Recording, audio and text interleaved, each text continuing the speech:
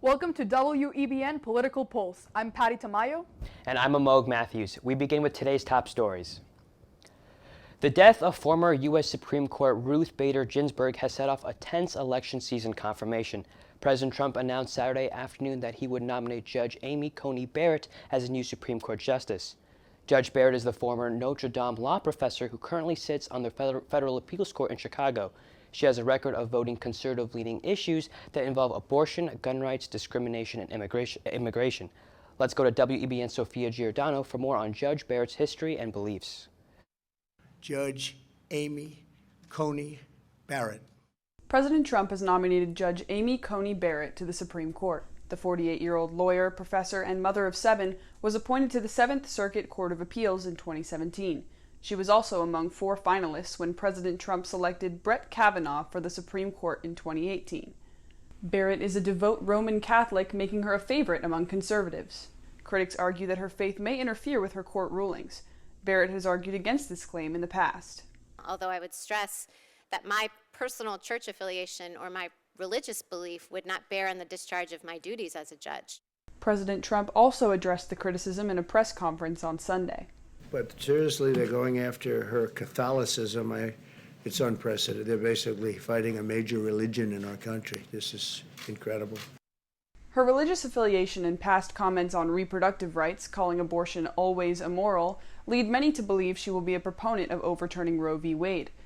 Barrett is also a member of the Indiana branch of a faith group called People of Praise. The group was criticized in the past for referring to women as handmaids and for arguing that the husband is the rightful head of the family.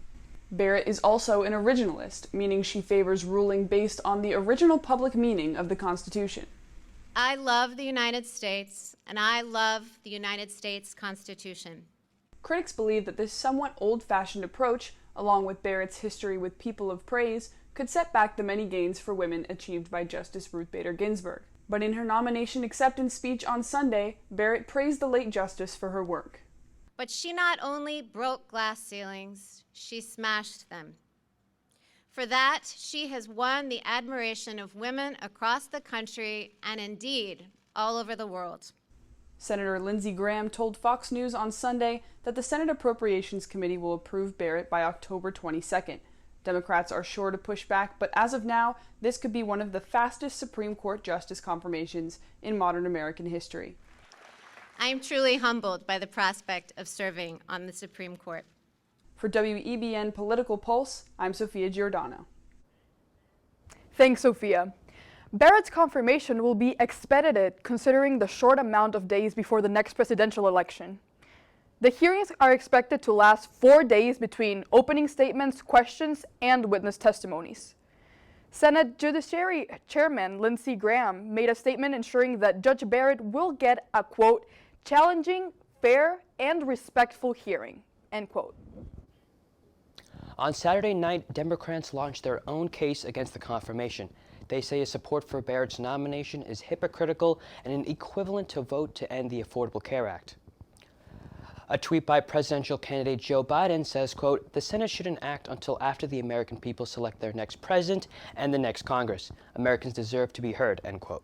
This all occurs as Republicans continue to push plans forward to move with the nomination with less than 40 days until the election day. So, what do you think about the new nomination? I think with how a lot of Americans are thinking, I think that it should be actually delayed until after the election for multiple reasons. And I also think it's a little, hypocritical, because 4 years ago at this time with Judge Garland, we faced a similar issue. Yeah. And it still happened afterwards the election. Yeah, and, Judge Garland didn't get, I guess on board on the court. Yeah. Trump got to decide. And so I just think it's very interesting how this is going to play out. And, they're moving forward with it too. So we'll see. We'll see. Yeah. Yeah. Coming up after the break, more about Trump's tax returns. Stay tuned. Hi, Janet. It's nice seeing you again. You look good, girl. Just let me know what I can do to help. Well, to help me, she'd have to help every day. Every hour, every ouch, every time my wife calls for help. I mean, maybe she could help me make her lunch. But the crust, All the crust has to be cut off the corners. She could help me run to the doctor for the 5th time this week. Help me with the specialist and the second opinions and the painful paperwork about paperwork. Help me deal with how hard it is seeing my wife's name on so much paperwork. But this is on me. I'm the only one who can do this, like this, for her. Besides, Take care. we will. Janet doesn't like her cooking anyway. Find support for your strength. Visit aarp.org/caregiving for care guides and community. When I was your age, I was just like you, fascinated by stars.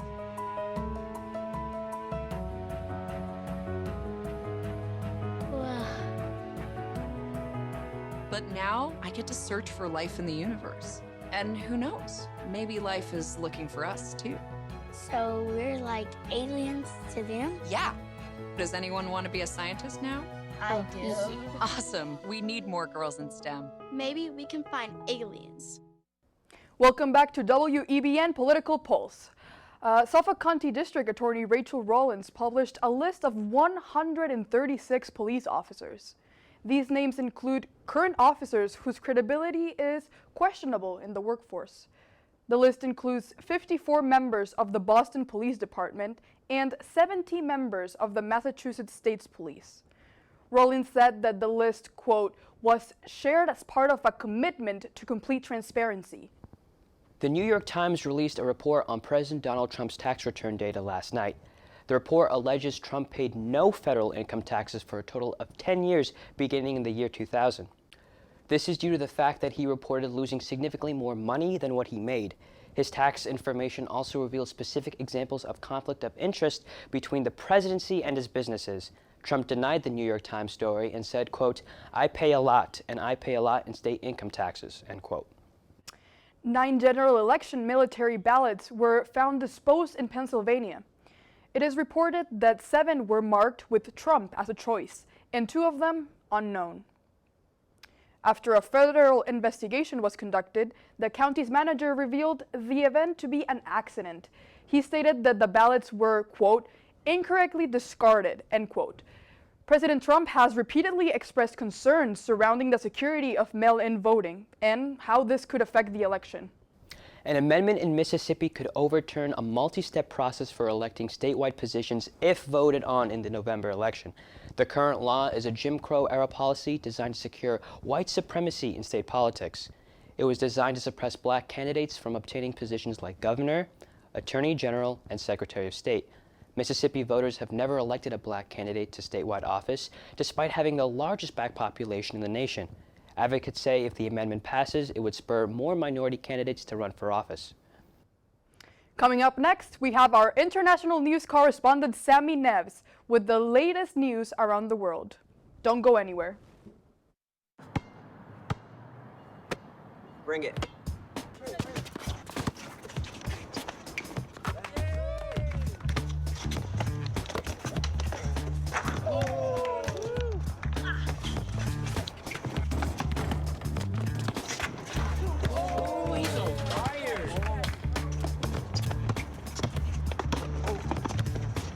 Time out, guys. I'm late to dinner. My mom's gonna kill me. Catch you guys later. Mom wants us home. Okay. Bye, guys. You guys need a ride? Sure. Yeah. All right. How about some one-on-one? I gotta go eat, man. Sorry, I'll see you later.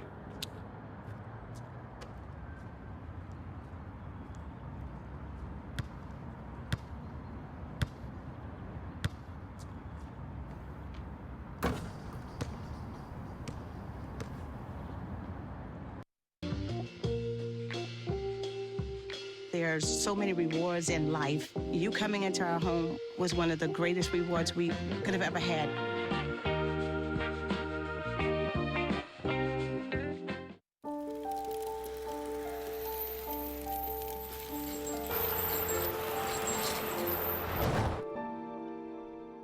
Did you know dragging chains can spark a wildfire? Only you can prevent wildfires.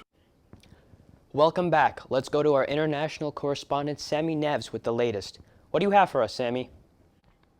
Thanks, Amo. TikTok fans have a reason to celebrate. A ban on the app that was meant to go into effect yesterday was delayed by the judge Carl Nichols. President Donald Trump issued the ban after accusing the app was stealing personal information from millions of Americans and sharing it with the Chinese government. The ban would block Americans from downloading the app from the App Store. Now, a ban that would block all the American use of the app will go into effect on November 12th, unless the president decides to revoke it. The president has given preliminary approval to a plan that would give American companies a stake in the app, which would ease his national security concerns. New COVID-19 restrictions in England have been met with resistance. Hundreds of people gathered in London's iconic Trafalgar Square to protest against the recent COVID-19 restrictions imposed by the British government earlier this week. The national government announced a 10 p.m. curfew for bars and restaurants, and that includes much tougher face mask requirements. Protesters claim they are defending freedom of speech and human rights.